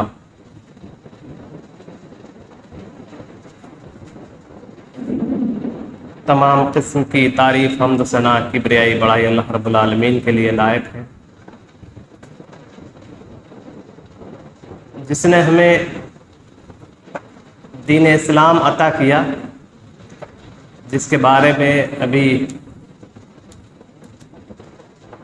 मौलाना साहब बयान कर रहे थे कि दीन इस्लाम एक नेमत है जो अल्लाह रब्बुल आलमीन ने हम मुसलमानों को, हम इंसानों को अता किया। इसका ज़िक्र कुरान मजीद में सूरह माइदा में है, अल-यौमा अकमलतु लकुम दीनकुम व अतममतु अलैकुम निअमती व रदीतु लकुमुल इस्लाम दीना। ये आखिरी वही है जो नबी करीम सल्लल्लाहु अलैहि वसल्लम के ऊपर जिब्राइल अलैहिस्सलाम लेकर आए कि मैंने आज के दिन पर तुम्हारे दीन को तुम्हारे लिए मुकम्मल कर दिया। अल-यौमा अकमलतु लकुम दीनकुम व अतममतु अलैकुम निअमती व रदीतु लकुमुल इस्लाम दीना। और इसकी सारी नेमतें तुम पर तमाम कर दी, और अल्लाह ताला ने इसी इस्लाम को बतौर दीन तुम्हारे लिए पसंद किया है। इस आयत करीमा में एक बात ये बताई कि दीन को अल्लाह रब्बुल आलमीन ने मुकम्मल कर दिया, इसकी सारी नेमतें तुम पर तमाम कर दी, यानी जो नेमतों का जो मजमुआ है, यानी नेमतें सारी अब तुम पर ख़त्म हो गई, तमाम हो गई इस वही के बाद। तो अल्लाह रब्बुल आलमीन ने इस्लाम को नेमत भी करार दिया है, और अल्लाह रब्बुल आलमीन ने इसी दीन को, यानी इसी इस्लाम को बतौर दीन हमारे लिए पसंद किया है। तो ये एक नेमत है जो अल्लाह रब्बुल आलमीन ने हमें दी है। अब इस नेमत को जो लोग ले लेंगे, यानी कि यूँ कहें कि जो लोग इस्लाम को एक्सेप्ट कर लेंगे, तो इस्लाम को मानने वाले को हम मुस्लिम कहते हैं। अल्लाह रब्बुल आलमीन ने इस्लाम के मानने वाले को मुस्लिम करार दिया है। और जो लोग इस इस्लाम से दूर हट जाते हैं, تو ہم کہتے ہیں کہ غیر اسلام والا ہے، یعنی کہ غیر مسلم ہے۔ یہ ایک حادثہ ہے کہ ہم لوگ امت مسلمہ میں ہم پیدا ہوئے، یہ ایک حادثہ ہے کہ ہم مسلمان گھرانے میں پیدا ہوئے، یعنی کہ ہم کو یہ نعمت اللہ رب العالمین نے گفٹ کے طور پر دے دی۔ اور ایک وہ انسان جو مسلم گھرانے میں پیدا نہیں ہوا، تو آپ یہ جان لیں کہ یہ جو حادثہ گھٹا، یعنی کہ ہم ایک مسلمان گھرانے میں پیدا ہو گئے، تو ہم نے جیسا دیکھا ویسا ایکسیپٹ کر لیا، لیکن حقیقت میں مسلم ہم جب ہوں گے جب جو اللہ رب العالمین نے جس طریقے سے چاہا ہے، ہم نے اسلام کو اگر ویسے مانا ہے تب ہم مسلمان ہوں گے، ورنہ یہ حادثہ کہ ایک دم ہم مسلم گھرانے میں پیدا ہو گئے اور ایک کافر گھرانے میں پیدا ہوا، تو پھر یہ لوگ برابر کیسے ہوئے؟ اللہ رب العالمین نے ہم پہ تو احسان کیا، لیکن جو کفار کے یہاں پیدا ہوئے پھر ان کا کیا دوش؟ تو مسلمانوں کے یہاں پیدا ہونا بھی اس بات کی پشٹی نہیں کرتا ہے، گواہی نہیں دیتا ہے کہ آپ ایمان والے ہو گئے، آپ مومن ہو گئے۔ مومن بننے کے لیے ہم کو کوشش کرنا پڑے گی، ہم کو تلاش کرنا پڑے گا کہ واقعی جس گھرانے میں ہم پیدا ہوئے وہ لوگ جس دین کے اوپر ہیں وہ حق ہے، وہ حق ہے اور ہم اسی کی پیروی کرنے والے ہیں۔ تو جب یہ حقیقت آئے گی ہمارے دل میں کہ جو اسلام ہم فالو کر رہے ہیں وہ حق ہے، یعنی اس کی جو حقانیت ہے وہ ہمارے جب دل میں اترے گی، تب ہم اصل میں مومن کہلائیں گے اور تب ہمارا داخلہ جو ہے وہ جنت میں ہوگا۔ اسلام کا لفظ کا جو روٹ ورڈ ہے وہ سلم سے ہے، جس کا مطلب ہوتا ہے کہ سپرد کر دینا۔ ایک معنی اس کا ہے امن، شانتی والا، یعنی اسلام کا معنی ہے امن اور شانتی والا، اور مسلم کا معنی یہ ہے کہ جو اس امن کو پا لیتا ہے اپنے خواہشات کو اللہ رب العالمین کے سپرد کرتے ہوئے۔ ایک معنی سلم کا کیا ہے؟ اپنے آپ کو سپرد کر دینا، یعنی امن کو حاصل کرنا، کس کے بعد؟ جب اپنی خواہشات کو یعنی اپنے آپ کو اللہ رب العالمین کے سپرد کر دینا، تو ایسا شخص کہلاتا ہے مسلم، یعنی اللہ کا فرما بردار۔ جیسے کہ ابراہیم علیہ السلام کے بارے میں قرآن مجید میں آتا ہے، اذ قال لہ ربہ اسلم، کہ جب بھی ابراہیم علیہ السلام سے کہا گیا کہ اپنے رب کے مسلم ہو جاؤ، یعنی اپنے رب کے فرما بردار ہو جاؤ، قال اسلمت لرب العالمین، تو ابراہیم علیہ السلام نے کہا کہ میں تو اپنے رب کا یعنی رب العالمین کا مسلم ہو گیا، یعنی میں اپنے رب العالمین کا فرما بردار ہوں، فرما بردار ہو گیا۔ تو مسلم کا لفظ ہے کہ مسلم کا مطلب ہے کہ اللہ رب العالمین کی فرما برداری۔ میرا جو موضوع ہے وہ ہے کہ کامیابی کی جو ضمانت ہے وہ اتباع رسول میں ہے، یعنی جو ایک مسلمان کامیاب اس دنیا میں بھی اور جو حقیقی کامیابی ہے آخرت کی، وہ کس سے جڑی ہوئی ہے؟ وہ نبی کریم صلی اللہ علیہ وسلم کی اتباع یعنی آپ کی پیروی میں جڑی ہوئی ہے، آپ کی فرما برداری میں جڑی ہوئی ہے۔ ابھی ہم سن رہے تھے قرآن کی فضیلت کے بارے میں اور قرآن کی اہمیت کے بارے میں کہ ہماری زندگی میں قرآن کا کیا مقام ہونا چاہیے۔ قرآن کریم میں جہاں جہاں یہ حکم دیا گیا ہے کہ لوگوں اللہ کی فرما برداری کرو، وہاں ساتھ میں یہ حکم دیا گیا ہے کہ نبی کریم صلی اللہ علیہ وسلم کی فرما برداری بھی کرو۔ اس کی بہت ساری آیات قرآن کریم میں ہیں، جیسے کہیں کہا گیا کہ اطیعوا اللہ و اطیعوا الرسول ولا تبطلوا اعمالکم، کہ اے لوگو اللہ کی اطاعت کرو، یعنی اللہ کی فرما برداری کرو، اللہ کی اطاعت کرو، اس کے رسول کی اطاعت کرو، اور اس سے ہٹ کر اپنے اعمال کو برباد نہ کرو۔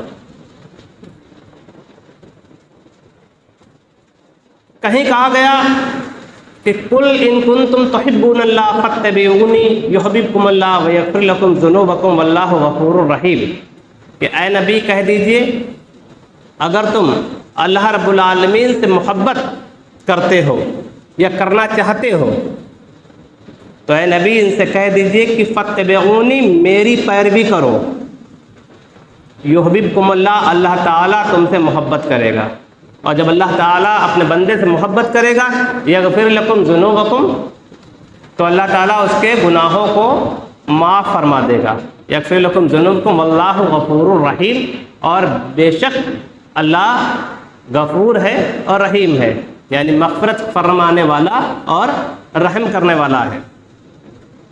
کہیں وارننگ کے انداز میں بھی کہا گیا کہ اطیعوا اللہ وَأَطِيعُوا الرَّسُولَ فَإِن تَوَلَّيْتُمْ فَإِنَّمَا عَلَىٰ رَسُولِنَا الْبَلَاغُ الْمُبِينُ، کہ اللہ کی اطاعت کرو اور اس کے رسول کی اطاعت کرو، اور اگر تم منہ موڑو، اگر تم اس اطاعت سے منہ موڑتے ہو تو جان لو کہ میرے رسول پر کیول حق بات کو پہنچا دینے کی ذمہ داری ہے۔ یعنی اللہ رب العالمین لوگوں سے کہتا ہے کہ اس اللہ کی فرما برداری کرو، اور جو کچھ اس نے اپنے رسول پر نازل کیا گیا ہے، جو کچھ اس نے اپنے رسول پر نازل کیا اور رسول نے جو کچھ اس کی تشریح بیان کی ہے، اس رسول کی فرما برداری کرو، اور اگر تم منہ موڑتے ہو تو جان لو کہ میرے رسول پر کیول اور کیول حق بات کو پہنچا دینے کی ذمہ داری ہے۔ یعنی اس میں اگر آپ انداز بیان دیکھیں تو یہ ہے کہ رسول اللہ صلی اللہ علیہ وسلم کا کام تو پورا ہو گیا کہ انہوں نے بات کو پہنچا دیا، اب اگر منہ موڑتے ہیں آپ تو اس کا خمیازہ تم کو خود بھگتنا پڑے گا۔ تو وارننگ کے انداز میں بھی بات کہی گئی ہے۔ یہاں پر سب سے پہلی بات یہ کہ ہم کامیاب کیسے ہوں گے، یعنی کون سا وہ راستہ ہے جس پر چل کر ہم کامیاب ہو سکتے ہیں، کون سا وہ منہج ہے جس پر چل کر ہم کامیاب ہو سکتے ہیں، کون سا وہ نہج ہے جس پر ہم چل کر جو ہے وہ کامیاب ہو سکتے ہیں۔ تو قرآن کریم سے یہ بات بالکل واضح ہے کہ قرآن اور سنت کا راستہ ہی ایک ایسا راستہ ہے جس پر چل کر ہم کامیاب ہو سکتے ہیں۔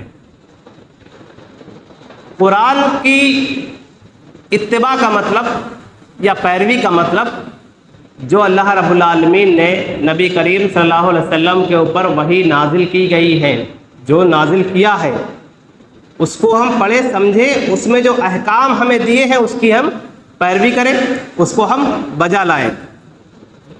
اور دوسرا، نبی اکرم صلی اللہ علیہ وسلم نے جو تفسیر بیان کری ہے قرآن مجید کی، یعنی جو احکام نبی کریم صلی اللہ علیہ وسلم نے اخذ کیے ہیں قرآن مجید سے اور ہم لوگوں کو بتائے ہیں، ان کی ہم پیروی کریں۔ تو یہ دو چیزیں ایسی ہیں جن کو اگر ہم مضبوطی کے ساتھ تھامے رہیں گے تو ہم کامیاب ہوں گے اور کبھی بھی گمراہ نہیں ہوں۔ قرآن مجید میں اللہ رب العالمین نے ایک آیت میں، سورہ اعراف کی آیت ہے، اس کا لاسٹ کا ٹکڑا اور شروع کا ٹکڑا، کیونکہ وقت کی کمی ہے، اللہ رب العالمین نے ارشاد فرمایا الذین یتبعون الرسول، کہ جو لوگ رسول اللہ صلی اللہ علیہ وسلم کی اتباع کرتے ہیں، یعنی جو لوگ رسول اللہ صلی اللہ علیہ وسلم کے پیچھے پیچھے چلتے ہیں۔ اور اسی آیت کے آخری ٹکڑے میں کہا وَاتَّبَعُوا نُورَ الَّذِي أُنزِلَ مَعَهُ، اور اس نور کی پیروی کرتے ہیں جو آپ کے اوپر نازل کیا گیا. اولئک هم المفلحون، تو ایسے ہی لوگ کامیاب ہیں. تو یہاں کامیابی کی ضمانت دو چیزوں پر دی کہ جو لوگ رسول اللہ صلی اللہ علیہ وسلم کی پیروی کرتے ہیں اور اس نور کی پیروی کرتے ہیں جو آپ کے اوپر نازل کیا گیا. اور آپ کے اوپر کون سا نور نازل کیا گیا؟ یہ آپ لوگ جانتے ہیں کہ قرآن مجید، اسی کو اس کی تفسیر میں نور قرار دیا گیا ہے. یعنی اتباع رسول اور اتباع نور. اتباع رسول کا مطلب بالفاظ دیگر حدیث کی پیروی کرنا، اور اتباع نور دوسرے الفاظ میں قرآن مجید کی پیروی کرنا، قرآن مجید کے حکموں کو بجا لانا. یہ دو کام جب کریں گے تو ایسا شخص کو کیا بتایا ہے کہ وہ کامیاب ہے. ایسا شخص کامیاب ہے. اور نبی کریم صلی اللہ علیہ وسلم کی اتباع ہم پر فرض کری گئی ہے. یہ قرآن نے تو ہمیں بتایا ہی بتایا، ساتھ میں اللہ کے رسول صلی اللہ علیہ وسلم نے اپنی زبان مبارک سے بھی یہ بات بتا دی. اللہ کے رسول صلی اللہ علیہ وسلم کی حدیث ہے جس کے راوی ابو ہریرہ رضی اللہ تعالیٰ عنہ ہے. رسول اللہ صلی اللہ علیہ وسلم نے فرمایا کہ کل امتی یدخلون الجنہ، کہ میرے ساری کی ساری میری امت جنت میں داخل ہوگی. میری امت کا ہر فرد جنت میں داخل ہوگا، الا من ابا، لیکن اس کو چھوڑ کر جس نے انکار کیا. یعنی کل امتی یدخلون الجنہ الا من ابا، کہ میری ساری کی ساری امت جنت میں داخل ہوگی، الا من ابا، جس نے انکار کیا. صحابہ نے پوچھا کیا اے اللہ کے رسول من یا ابا، اے اللہ کے رسول کس نے انکار کیا؟ یعنی جنت میں جانے سے کون انکار کر سکتا ہے؟ تب اللہ کے رسول صلی اللہ علیہ وسلم نے فرمایا کہ من اطاعنی دخل الجنہ، جس نے میری اطاعت کی وہ جنت میں داخل ہو گیا. ومن عصانی، اور جس نے میری نافرمانی کی، فقد ابا، تو اس نے انکار کیا. یعنی آپ صلی اللہ علیہ وسلم نے ڈائریکٹ جہنمی نہیں کہا، بلکہ یہ کہا کہ جس نے میری اطاعت کی وہ تو جنت میں داخل ہو گیا، اور جس نے میری نافرمانی کی، یعنی میرے کہے ہوئے کو نہیں مانا، اپنی زندگی کو اپنی خواہشات کی پیروی میں لگا دیا، یعنی جو کچھ اس کے خواہشات کہتے رہے اس کے مطابق اس نے اپنی زندگی کو گزارا، یعنی جس نے میری نافرمانی کی، تو ایسا ہی شخص ہے جو میرا انکار کر رہا ہے، جو انکار کر رہا ہے. یعنی انکار کس چیز کو کہا کہ نبی کریم صلی اللہ علیہ وسلم کی اطاعت کا نہ کرنا انکار کرنے کے برابر ہے، کفر کے برابر ہے. یہ حدیث صحیح بخاری کی حدیث ہے. اسی طریقے سے اور بھی بہت ساری احادیث ہے. جیسے ایک حدیث ہے جو ابو داؤد کی حدیث ہے، جس کو ایک صحابی ہے مقداد بن معدی رضی اللہ تعالیٰ، وہ کہتے ہیں کہ اللہ کے رسول صلی اللہ علیہ وسلم نے فرمایا کہ الا انی اوتیت الکتاب ومثلہ معہ، اے لوگوں میں قرآن دیا گیا ہوں اور اس کی مثل ایک اور چیز دیا گیا ہوں. یعنی کہ اس کی تشریح کرتے ہوئے محدثین نے بتایا کہ میں قرآن دیا گیا ہوں اور اس کی مثل یعنی حدیث دیا گیا ہوں. اور لوگوں ایک وقت ایسا آئے گا جب ایک متکبر شخص، ایک پیٹ بھرا متکبر شخص اپنی کھاٹ کے اوپر بیٹھا ہوگا اور لوگوں سے کہے گا لوگوں تمہارے لیے کیول قرآن کافی ہے، اس میں جو چیز حلال ہے وہ حلال ہے اور جو چیز حرام کہی گئی ہے وہ حرام ہے. اللہ کے رسول صلی اللہ علیہ وسلم کہتے ہیں حالانکہ گھریلو گدھے کا اس میں ذکر نہیں ہے اور گھریلو گدھا بھی تمہارے لیے حرام قرار دیا گیا. وہ درندے جن کی کلچیاں باہر نکلی ہوئی ہیں وہ بھی تمہارے لیے حرام قرار دی گئی ہیں، اور کسی ذمہ کی گری پڑی چیز اگر اس کو ضرورت نہیں ہے تب بات الگ ہے، لیکن اگر کسی ذمے کی گری پڑی چیز بھی تمہارے لیے حلال نہیں ہے، حالانکہ اس کا ذکر قرآن مجید میں نہیں ہے۔ یعنی اس حدیث سے بھی ہمیں پتہ لگا کہ اللہ کے رسول صلی اللہ علیہ وسلم بھی اگر کسی چیز کو حرام کرتے ہیں تو وہ حرام ہوتی ہے، اور کسی چیز کو اگر حلال کہتے ہیں وہ حلال ہوتی ہے، کیونکہ نبی کریم صلی اللہ علیہ وسلم کے پاس جو بھی احکام آتے ہیں وہ اللہ رب العالمین کی طرف سے ہی آتے ہیں۔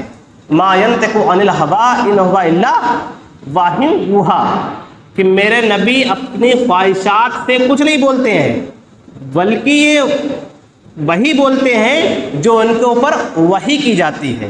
یعنی نبی کریم صلی اللہ علیہ وسلم جو بھی بات کہتے ہیں وہ بات ہوتی ہے جو اللہ رب العالمین نے ان کی طرف نازل کی ہے۔ نازل کرنے کے طریقے الگ الگ، کبھی جبرائیل علیہ السلام کوئی بات لے کے آئے جو اس قرآن مجید میں درج کر دی گئی، اور کبھی وحی الالقاء یعنی آپ کے دل میں کوئی بات اللہ رب العالمین نے ڈال دی، تو وہ بات بھی ہمارے لیے دلیل ہے۔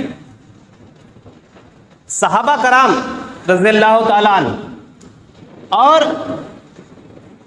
اس کے بعد کے لوگوں نے ہمیں یہی منہج بتایا ہے، ایک قرآن اور ایک حدیث۔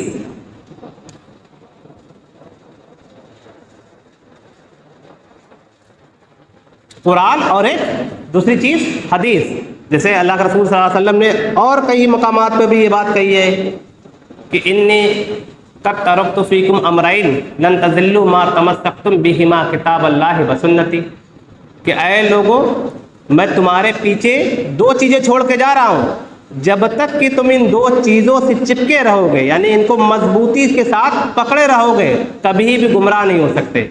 پہلی کتاب اللہ، اللہ کی کتاب، اور دوسری میری سنت۔ اس کو امام حاکم نے اپنی کتاب مستدرک علی الصحیحین میں لے کے آئے ہیں۔ یہاں پر کچھ باتیں دیکھیں، جان لیجئے۔ قرآن تو ہم لوگ جانتے ہیں، حدیث کیا ہے؟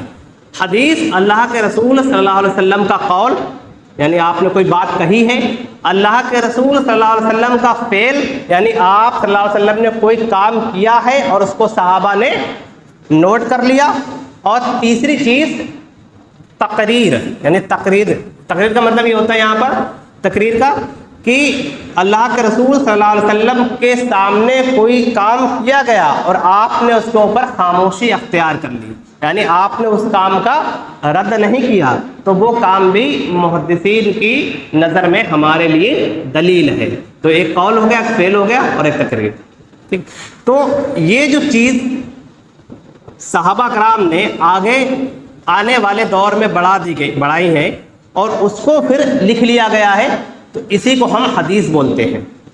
تو آپ کوشش کریے کہ ہمارے دین کا جو اساس ہے، ہمارے دین کی جو بنیاد ہے، یعنی قرآن مجید اور حدیث، تو حدیث کے بارے میں بھی ہم جانیں کہ کہاں کہاں کون کون سی بکس ہیں جو حدیث کی کتابیں ہیں۔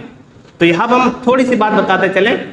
حدیث کی جو سب سے معتبر کتاب ہے صحیح بخاری، یعنی پہلی معتبر کتاب صحیح بخاری، دوسری صحیح مسلم۔ یہ دو کتابیں ایسی ہیں جس میں ساری کی ساری حدیث صحت کے درجے کو پہنچتی ہے، ساری کی ساری حدیث صحیح ہے۔ پھر اس کے بعد ابو داؤد ہے، ترمذی ہے، ابن ماجہ ہے اور نسائی ہے۔ یہ چار کتابیں کہلاتے ہیں کتب الستہ، یعنی چار کتابیں کہلاتے ہیں کتب الستہ۔ اس میں بھی اکثر بیشتر حصہ صحیح ہے، کچھ احادیث جو ہے وہ صحت کے درجے کو نہیں پہنچتی ہے، یعنی صحیح نہیں ہے، جس کو محدثین نے ہمیں بتا دیا ہے کہ وہ صحیح نہیں ہے۔ اس کے علاوہ بھی بہت ساری بکس ہیں حدیث کی۔ دیکھیے، یہ جو منہج ہے قرآن اور حدیث کا، یہی بعد میں آنے والے لوگوں نے ہم تک یہ بات پہنچائی ہے اور ہم تک یہ بات رکھی ہے کہ قرآن اور حدیث ہی وہ منہج ہے جو صحیح ہے اور جس کے اوپر آپ چل کر کامیاب ہو سکتے ہیں۔ حدیث کو کلیکٹ کرنے والے کون لوگ؟ محدثین، یعنی جن لوگوں نے حدیث کو کلیکٹ کیا، حدیث کو کلیکٹ کر کے اس کو لکھا اور اس کی جانچ کی، پرکھ کی کہ کون سی حدیث صحیح ہے اور کون سی حدیث ضعیف ہے یعنی کمزور ہے، انہوں نے اس کو کیٹیگرائز کر کے الگ الگ کر دیا۔ ہمارے معاشرے میں کچھ لوگ ایسے فیمس ہیں جن کو ہم کہتے ہیں کہ یہ ہمارے دین میں امام ہیں، اور وہ امام باقی امام ہیں، یعنی وہ شخصیات جو بہت بڑے بڑے امام اس دین میں ہوئے ہیں، انہی میں سے 4 کو ہمارے لوگوں نے اپوائنٹ کر لیا ہے، جیسے امام ابو حنیفہ رحمۃ اللہ علیہ، امام شافعی رحمۃ اللہ علیہ، امام مالک رحمۃ اللہ علیہ، امام احمد بن حنبل رحمۃ اللہ علیہ، یہ 4۔ حالانکہ محدثین کی جو تعداد ہے وہ بہت زیادہ ہے، لیکن 4 لوگ یہ ایسے امام ہیں جو ہم لوگوں نے اور لوگوں نے خود اپنے آپ اپوائنٹ کر لیے کہ ان 4 میں سے جب تک ہم ایک کی پیروی نہیں کریں گے، جب تک ہم فلاحیاب نہیں ہوں گے، جب تک ہم کامیاب نہیں ہوں گے۔ حالانکہ ایسا نہیں ہے، حالانکہ ایسا نہیں ہے، کیونکہ یہ امام اپنے دور کے بہت بڑے امام تھے، اپنے دور کے بہت بڑے عالم تھے، لیکن انہوں نے کبھی بھی یہ نہیں کہا کہ تم لوگ میرے پیچھے چلو اور میری ہر بات صحیح ہے۔ انہوں نے بھی دعوت کس کے طرف دی؟ دعوت دی قرآن کی طرف، دعوت دی حدیث کی طرف۔ آپ اگر ان کی زندگیاں پڑھیں گے، ان کے قول پڑھیں گے تو آپ کو یہ بات مل جائے گی۔ جیسے ایک امام ہے امام مالک رحمۃ اللہ علیہ، بہت بڑے امام ہیں، اور یہ امام الدار الہجرت بھی کہلاتے ہیں کہ مدینہ کے امام ہیں۔ امام مالک رحمۃ اللہ علیہ کہتے ہیں، ان کے شاگرد ہیں امام عبد البر مالکی۔ امام عبد البر نے امام مالک کا یہ قول نقل کیا ہے جامع میں، اپنی کتاب جامع میں، کہ امام مالک کہتے ہیں کہ انما انا بشر، کہ میں ایک انسان ہوں، اخطئ و اصیب، میں خطا بھی کرتا ہوں اور صحیح بات بھی کہتا ہوں۔ فانظروا فی الرائے، تو میری رائے پر غور کرو، میری رائے پر غور کرو۔ فَكُلُّ مَا وَافَقَ الْكِتَابُ وَالسُّنَّةَ فَخُذُوهُ، یعنی جو میری رائے کتاب و سنت کے موافق ہے اس کو لے لو، اور وَكُلُّ مَا لَمْ يُوافق کتاب و سنت فَتَرَكُوهُ، اور جو میری بات کتاب و سنت کے موافق نہیں ہے اس کو چھوڑ دو۔ یعنی یہ بات کہہ کے امام مالک نے یہ بات کہہ دی کہ ہو سکتا ہے کہ میں کوئی بات بتاؤں اور وہ کتاب و سنت سے میچ نہ کرے، تو بلا تردد میری بات کو تم چھوڑ دینا، اور منہج وہی ہے کیا؟ کتاب اور سنت، یعنی قرآن اور حدیث۔ امام مالک رحمۃ اللہ علیہ کے پاس ایک شخص آیا، ایک مسئلہ پوچھا، امام مالک سے ایک مسئلہ پوچھا۔ امام مالک رحمۃ اللہ علیہ نے کہا کہ اللہ کے رسول صلی اللہ علیہ وسلم نے ایسا اور ایسا فرمایا ہے۔ یعنی ایک شخص آیا، اس نے ایک مسئلہ پوچھا امام مالک سے، امام مالک نے فرمایا کہ اللہ کے رسول صلی اللہ علیہ وسلم نے ایسا ایسا فرمایا ہے اس بارے میں۔ تو وہ کیا شخص کہتا ہے کہ ارائیتا، کہ آپ کی رائے کیا ہے؟ یعنی کہ امام مالک اس کو حدیث رسول بتا رہے ہیں کہ رسول اللہ صلی اللہ علیہ وسلم نے اس مسئلے میں ایسا ایسا بتایا ہے، اور وہ شخص کیا کہتا ہے کہ اے مالک آپ کی رائے کیا ہے اس معاملے میں؟ تو وہ قرآن مجید کی آیت پڑھتے ہیں کہ فَلْيَحْذَرِ الَّذِينَ يُخَالِفُونَ عَنْ أَمْرِهِ أَن تُصِيبَهُمْ فِتْنَةٌ أَوْ يُصِيبَهُمْ عَذَابٌ أَلِيمٌ، کہ جو لوگ رسول اللہ صلی اللہ علیہ وسلم کی مخالفت کرتے ہیں انہیں ڈرتے رہنا چاہیے کہ دنیا میں وہ کسی فتنے میں مبتلا نہ ہو جائیں، یا آخرت میں انہیں کوئی دردناک عذاب نہ آ پہنچے۔ یعنی اس شخص کے کیول اتنا کہہ دینے سے کہ آپ کی رائے کیا ہے، تو امام مالک نے اس کو یہ آیت سنا دی کہ میں رسول اللہ صلی اللہ علیہ وسلم کی بات بتا رہا ہوں اور تو کہتا ہے کہ میری رائے کیا ہے۔ تو یہ ہمارے محدثین تھے، یہ ہمارے اسلاف تھے جو ہمیشہ کتاب و سنت کی طرف دعوت دیا کرتے تھے۔ امام ابو حنیفہ رحمۃ اللہ علیہ کہتے ہیں ایاکم والقول فی دین اللہ تعالی بالرائے، کہ لوگوں دین میں رائے سے بات کہنے سے بچو. لوگوں دین میں رائے سے بات کرنے سے بچو. وعلیکم باتباع سنہ, تمہارے اوپر سنت کی اتباع لازم ہے, تمہارے اوپر سنت کی اتباع لازم ہے. فمن خرج عنہا ضل, اور جو سنت سے نکل گیا وہ گمراہ ہو گیا. یعنی امام ابو حنیفہ رحمۃ اللہ علیہ بھی کہہ رہے ہیں کہ اپنی طرف سے کوئی بات کہنے سے بچو, اپنی طرف سے کوئی بات کہنے سے بچو. وعلیکم باتباع سنہ, تمہارے اوپر سنت کی پیروی لازم ہے. اور جو اس بات سے نکل گیا, یعنی سنت سے نکل گیا, وہ شخص گمراہی میں مبتلا ہو گیا. اس کو امام صالح فلانی نے نقل کیا ہے اس قول کو. تو کہنے کا مطلب یہ ہے, اسی طریقے سے امام شافعی ہے اور امام احمد بن حنبل نے بھی اس طرح کی باتیں کی ہیں کہ لا تقلدونی ولا تقلدوا مالکا ولا شافعیہ ولا الاوزاعیہ ولا سوریہ واخذوا منہ اخذوا, کہ نہ مالک کی تقلید کرو, نہ شافعی کی تقلید کرو, نہ اوزاعی کی, نہ سوری کی, بلکہ انہوں نے جہاں سے بات لی ہے تم بھی وہیں سے لو. کہنے کا مطلب یہ ہے کہ اگر آپ کو محدثین کی طرف سے کوئی بات ملتی ہے, آپ اور وہ بات وہ دلیل کے ساتھ دیتے ہیں, آپ اس کی پیروی کیجئے. لیکن اگلا اگر کوئی آتا ہے آپ کے پاس, کوئی دوسرا عالم کہتا ہے کہ یہ جو بات تم جس کی پیروی ابھی تک کر رہے تھے یہ دلیل کے طور پر ٹھیک نہیں ہے, بلکہ اس سے مضبوط دلیل تو یہ ہے, تو آپ اس کے اوپر غور و فکر کریں. ٹھیک, کسی کی اندھا دھند تقلید نہ کریں, کسی شخص کی اندھا دھند تقلید نہ کریں کہ اب یہی شخص ہے جس کی ہمیں پیروی کرنا ہے, اس کی ہر بات سچی ہے اور اسی کی ہر بات ہم مانیں گے. آپ مانیے, لیکن اگر وہ کتاب و سنت سے ٹکرا رہی ہو تو خدا را اسے چھوڑ دیجیے. آپ اس بات کو نہ مانیے بلکہ اس کو چھوڑ دیجیے. اس عالم کی, اس امام کی عزت اپنی جگہ باقی رہے گی, کیونکہ ان کی وہ غلطی نہیں ہے. ان تک جو دلیلیں تھیں اس کے بنیاد پر انہوں نے وہ بات ہمیں بتائی ہے, تو ضروری نہیں کہ ان تک وہ بات پہنچی ہو. ایسا ہوتا ہے کہ امام ابو حنیفہ رحمۃ اللہ علیہ کوفہ کے امام بصرہ گئے وہ, لیکن ان کے سفر مدینہ اور مکہ بہت کم درج ہے. ان تک ہو سکتا ہے وہ باتیں نہ پہنچی ہو جس کی بنیاد پہ انہوں نے کوئی بات کہہ دی ہو, جبکہ سنت میں بات موجود ہو. جیسے اس کی مثالیں بہت ساری ہیں. آپ جب نماز پڑھتے ہیں تو آپ دو سجدوں کے درمیان اللہ کے رسول صلی اللہ علیہ وسلم نے دعا بتائی ہے, اللہم اغفر لی ورحمنی وحدنی وعافنی ورزقنی. ایک دعا بتائی رب اغفر لی, رب اغفر لی, دو سجدوں کے درمیان, اور یہ صحیح بخاری میں درج ہے.